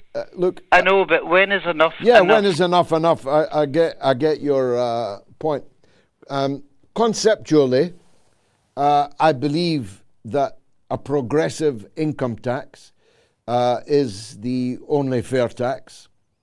The more you earn, the more you pay in tax. And while once I was a high earner, Robert, I am no longer. I'm actually a pensioner now.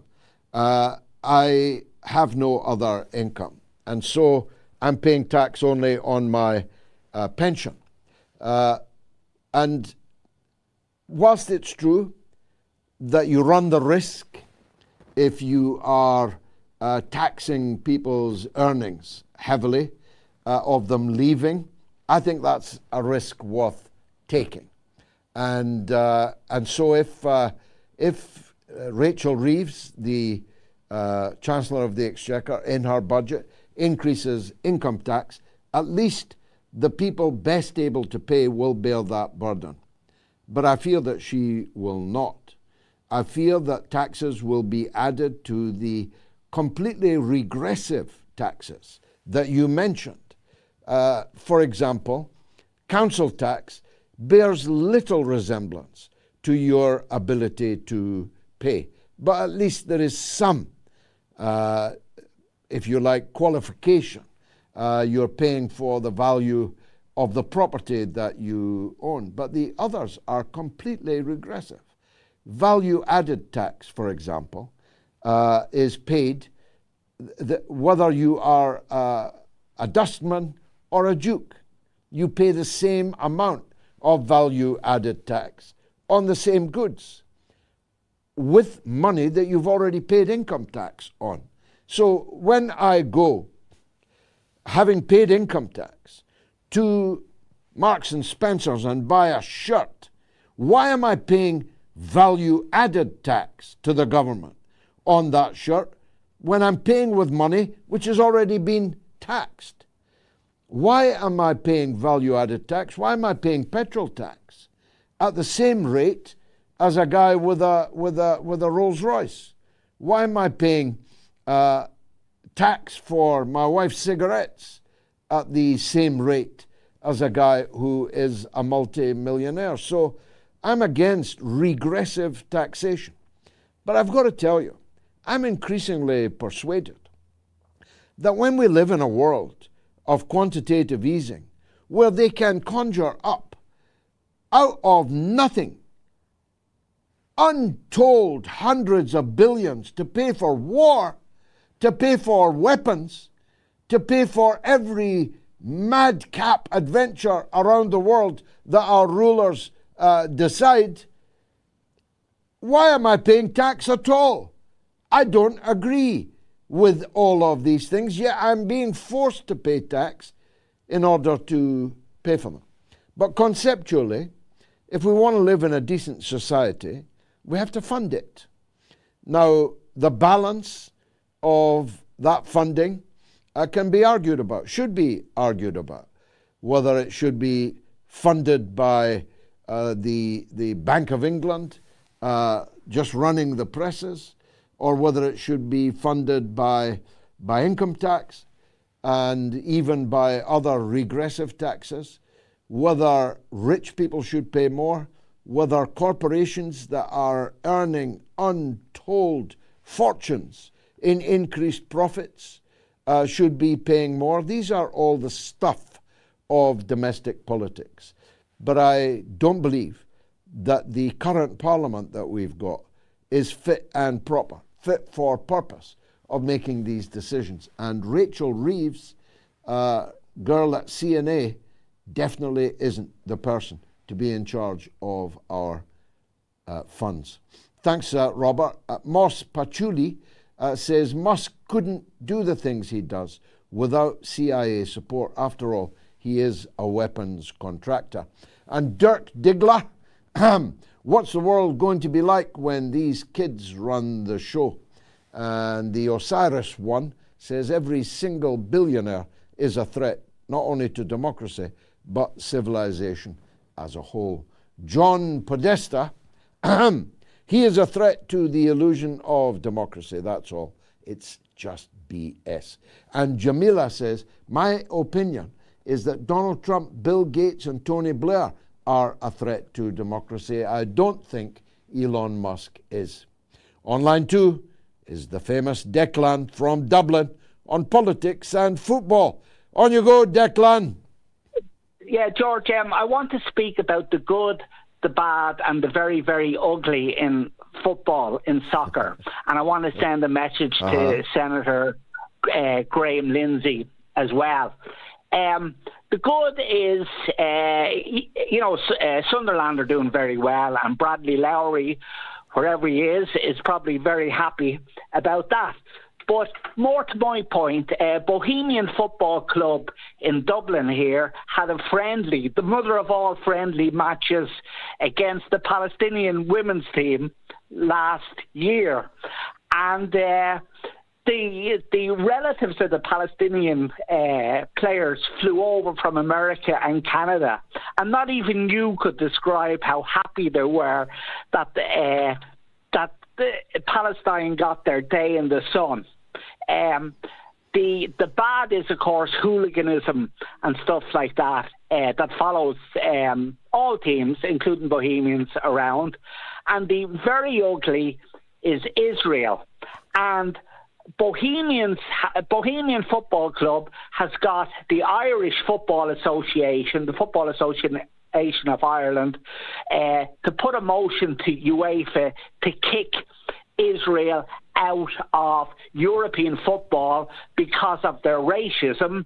Beitar Jerusalem is the most racist team in the world, and they have teams operating on the West Bank.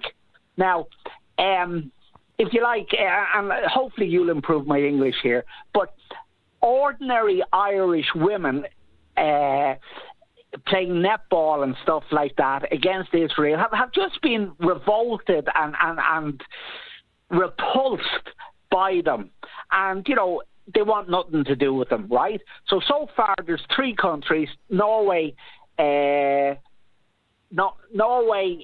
Ireland, and I forget who the others is, want them out, and there'll probably be a few more as well. Lindsey Graham has threatened Ireland and others who are saying to kick Israel out. It's something to do with the Holocaust for some reason that he knows absolutely nothing about. When the Hungarian Holocaust was at its height, the Zionists in Ireland founded Edmonstown Golf Club, wherever they got the money for that. None of them fought in the Second World War, and they all hightailed it to Israel to fight in their war of independence. The Herzogs, who've been presidents and the head of Mossad, etc., were based in Dublin.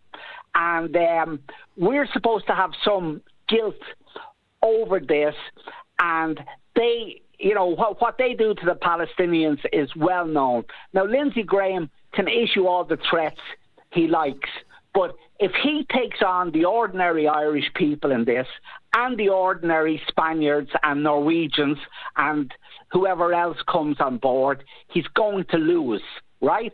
So I say to Lindsey Graham, the ordinary people of Europe do not want the Israelis polluting their sport because of their innate fascism, which comes from their new man ideas of the 1930s and earlier. So, Lindsey Graham, if you're listening to this, either shut up or bring it on. And I personally hope you bring it on, because it will be good for the moral authority of Ireland and Europe, and hopefully the Palestinians as well. And you, Mr. Graham, will lose. So that's my message to you, George. Amen to that, Declan. Characteristically robust. Lindsey Graham, Miss Lindsey, I call him. He gets visibly aroused when talking, because that's all he does or has ever done. He couldn't himself fight anybody at all, not even a cat fight in a what shall I call it, a drag show. He's a loathsome individual, probably the most loathsome individual in American politics, and there's intense competition for that title. I agree with Tucker Carlson. It's time for Lindsey Graham to go, and he should be primaried and defeated in that primary in Carolina early next year. And I'll say here tonight, I think he will be. He's never seen a war that didn't make him hard. He is a false friend of Trump. I have no idea why Trump has endorsed him and opposed Massey and fallen out with Marjorie Taylor Greene and all the people that were with him in his darkest days, but that's what's happened. I hope that Carlson's endorsement of Lindsey Graham's rival will see him defeated. Now, turning to the football, I take my hat off to the FAI, Football Association of Ireland, who have shown the way by the motion that they passed this weekend to call for kicking Israel out of football. And that's a slogan that Keir Starmer once identified with. I know that because I was there. I was in the room when Keir Starmer stood on a platform with a banner behind him saying, "Kick racism out of football." And the meeting was dedicated to ending the participation. And this is more than a decade ago of Israel in international football. It is a disgrace that Maccabi Tel Aviv, which is effectively the Israel Defense Force on tour, was allowed to play in Birmingham this very week. in European football. And I commend the great people of Birmingham who rose up against it, and the Birmingham police that banned the Maccabi supporters from coming and being given tickets. So the tide is turning against the participation of the genocide state in normal sports and indeed normal culture. There are people, I think Ireland's amongst them, who are demanding that Israel be banned from the Eurovision Song Contest, for example. So I think the tide has turned. The Irish people have been in the vanguard of that, as indeed they were in the vanguard of the fight against the apartheid state of South Africa. And it's to the everlasting credit of the Irish people that they have been. The outgoing president of Ireland played a wonderful role in exposing the crimes of Israel. The incoming president of Ireland, I'm certain, will do exactly the same. There are many of us who would dearly love to be citizens of the Irish Republic. Thank you, Declan. Now, on the podcast, you can download the MOATS podcast by scanning the QR code on your screen now, and you can also listen to it via the moats.tv website. And once you've listened, don't forget to leave a positive message. And here's the news this week. We are in the charts, in the top 20, in Egypt, Pakistan, Lebanon, South Africa, and Indonesia, good old Indonesia. Let's go to the phone lines. Anis is in Edinburgh. Anis, welcome. Thank you, George. How are you? By the grace of God, good. Thank you. What do you want to say? Well, I just want to say that those who voted no about Elon Musk's threat to democracy, I believe they are in for a big shock that when people like him are in power, the first thing they will do is they will deprive him of the very democracy that they are trying to protect, or they claim to be protecting. It is just a sham. It is a disguise, terror coming in waiting for all of us if these people come into power. It's unfortunate that this is happening, and we see the right-wing advocacy is wide and rife in the public platforms. Well, look, okay, I get that. I get what you're saying, but let me put a counter argument. It's been a decade, more than a decade, since I've been on the BBC. Neither ITV, nor BBC, nor Sky, nor the Times, nor the Telegraph, nor the Mail, nor the Edinburgh Evening News will publish a word that I say or a thought that I have. They will not give me any platform at all. Elon Musk, on the other hand, has given me a platform in which all day I talk to millions of people, all day. I have almost 1 million followers, and my tweets go into the hundreds of thousands very, very often, and quite often into the millions, and sometimes into 4 and 5 millions. So I get access to the media through Elon Musk and through Facebook, which is our second big. I've got 1 million followers on Facebook, and where my messages go far and wide. Now, I'm well aware that not everyone is given that scope. I'm well aware that there are many people who are algorithmically strangled by these platforms, who are even banned from these platforms. I'm well aware of that. But as long as I have these platforms and use them well, my audience grows and grows and grows. So that's my first point. My second point is, what democracy do we have? We have a fake democracy. So which democracy is Elon Musk threatening? That is the point I was trying to make, Anis. Thanks for that call, and love to Edinburgh. Love to New York, where Erobos, the legend, wants to talk about the poll. Erobos, welcome. Greetings and salutations to Clan Galloway. to the Honorable George Galloway, not too far in the future Prime Minister, which will be making Great Britain great again, or great for the first time. Thank you. You know, I guess since the Clement Great for the Attlee first days. time it would be, yeah. Yeah, I mean, you know, it's about time, and even past time.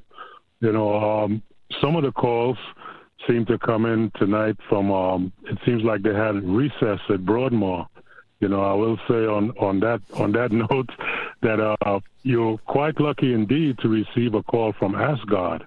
Asgard is where the root of the Yggdrasil tree, the tree of the universe, 10 realms, lie. That's the domain of Thor, Odin, and the whole crew of Asgardians. So you're really fortunate indeed to get a call from Asgard. Not too many people do, you know, I have to say. I hope your and she was Scottish. In New She York was City, Scottish if you to still boot. happen to be there. You know, it was a guy who said if you want to judge civilization, enter its prisons.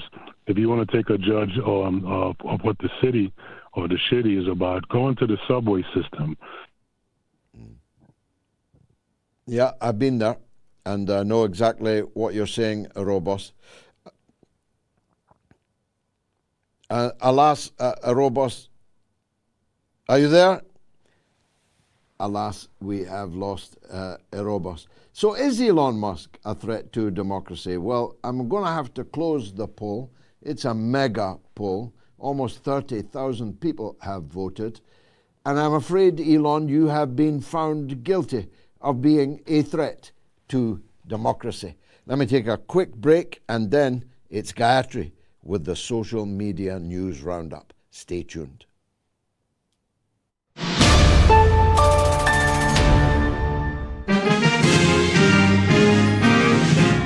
His approval ratings are in the toilet. He won a huge mandate, well less than a year ago, and he's thrown it all away.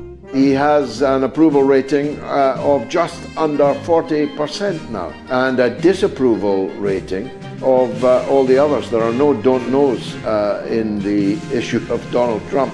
And so he has maximized the number of people who hate him or dislike him, and he has systematically undermined the voting base that formerly liked him. And I don't know whether that is because of his donors, because he's intellectually challenged, because it's of his age. I really don't know.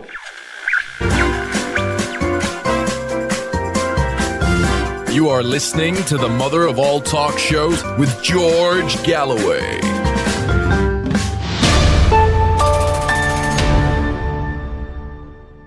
And now, here's the woman without whom the news wouldn't be the news. It's my good wife, Gayatri. What's rattling, Gayatri?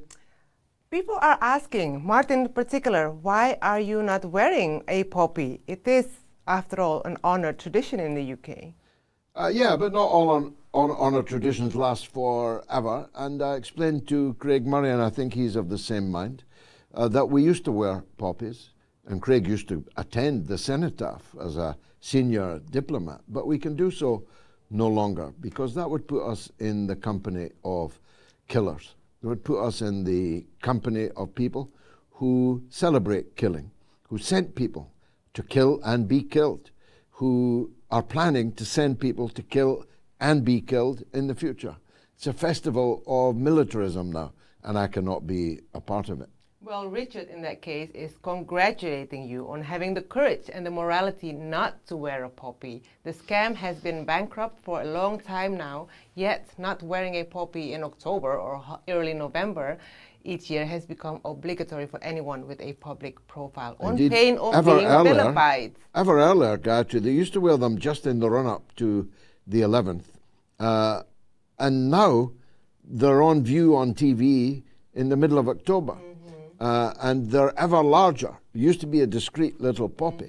Now, Tony Blair wears a poppy that's so big, it's pulling him over, pulling him to one side as he fakes it at the cenotaph. Yeah, so Richard says, what other high-profile person would have dared defy these hypocrisies? Now, speaking of hypocrisy, earlier you had a call about journalism in the UK and Russia.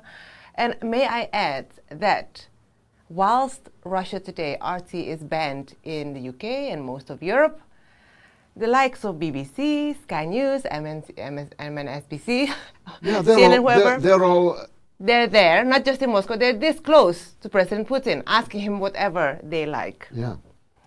Why does nobody else see that? Why does nobody else comment on that? Yeah. So it's a remarkable thing. The BBC are asking rude, belligerent questions 5 meters from President Putin, whilst no Russian broadcaster is allowed to work, never mind ask questions of Keir Starmer. But nobody ever comments on that. And they still claim that they're in favour of democracy and freedom of speech. Okay, let's talk about democracy and freedom of speech. Is Elon Musk a threat to democracy? You know, President Woodrow Wilson, he was the US president during World War I, and he was one of those who established the League of Nations, forerunner to the United Nations today. He said the government, which was designed for the people, has got into the hands of the bosses and their employers, the special interests. An invisible empire has been set up above the forms of democracy. An empire, he's right, it's an empire. Woodrow Wilson said that? Yeah. That's very profound. Very, very ahead of his time. I mean, no one actually we maybe refer to it as deep state or the oligarchs, the money with the people with the money, but empire, it's an empire. It is actually an empire. He's right. And it's really one thing now, just saying that to an Irish friend of ours just before the show, that, you know, you can argue about does Israel control America or America control Israel and so on, but it doesn't really matter because it's an empire that we are up against. They are all the same thing. They are one.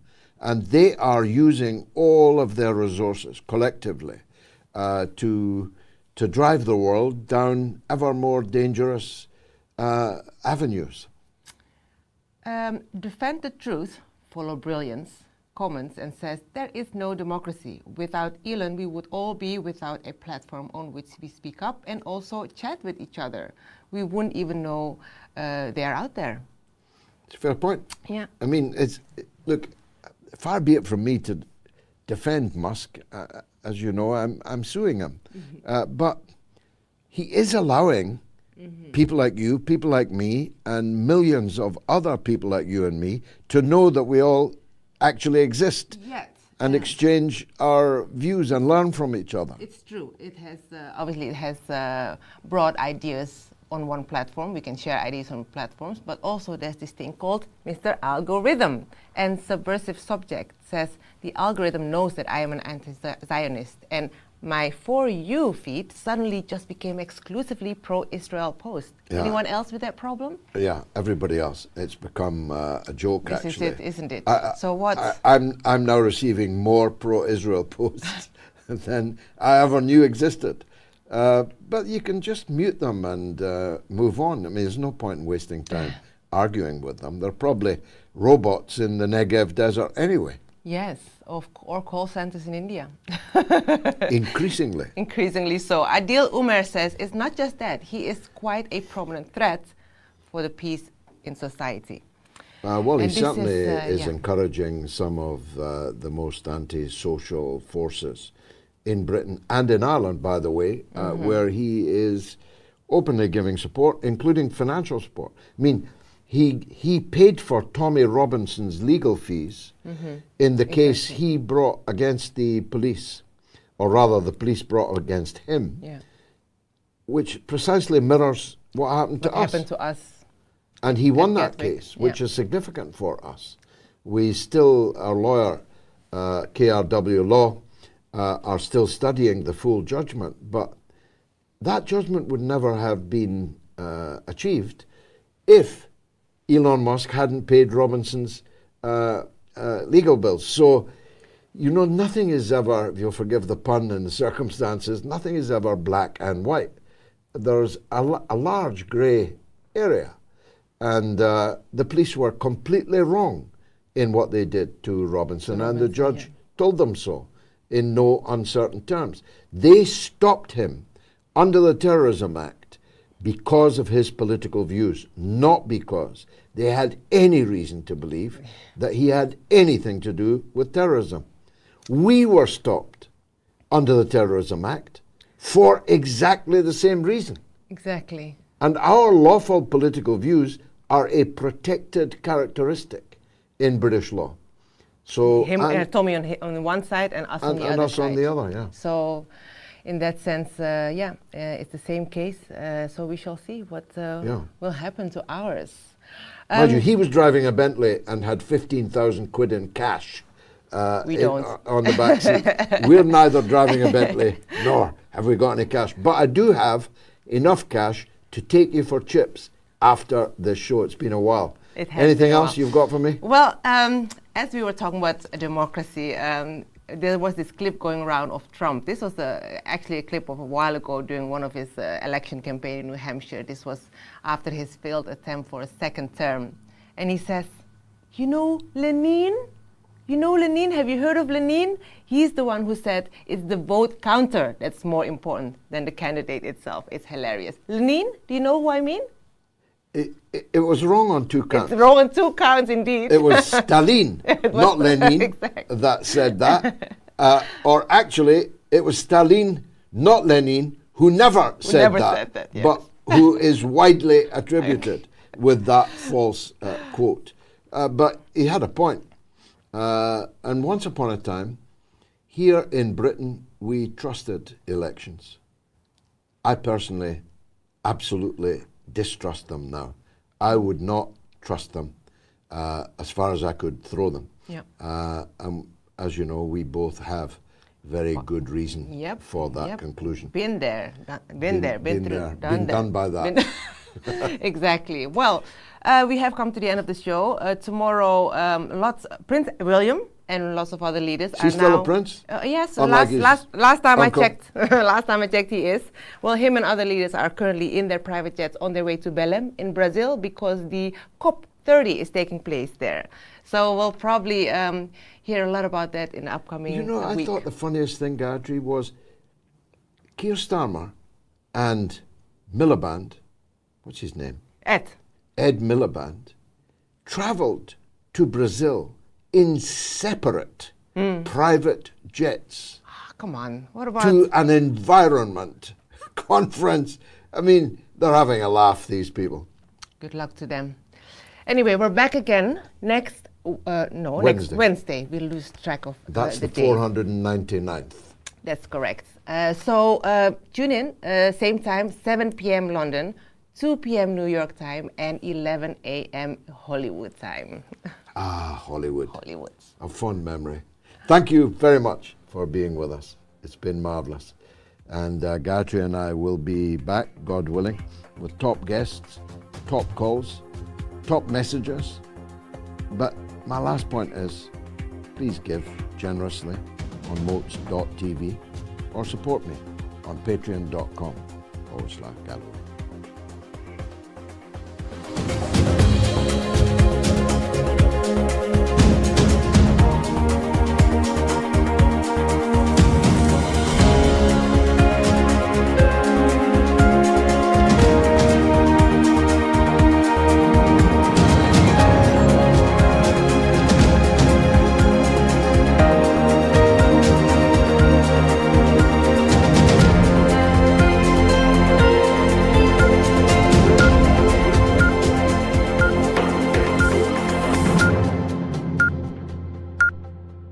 It's the mother of all talk shows. It's the mother of all talk shows. It's the mother of all talk shows. Go get 'em, George.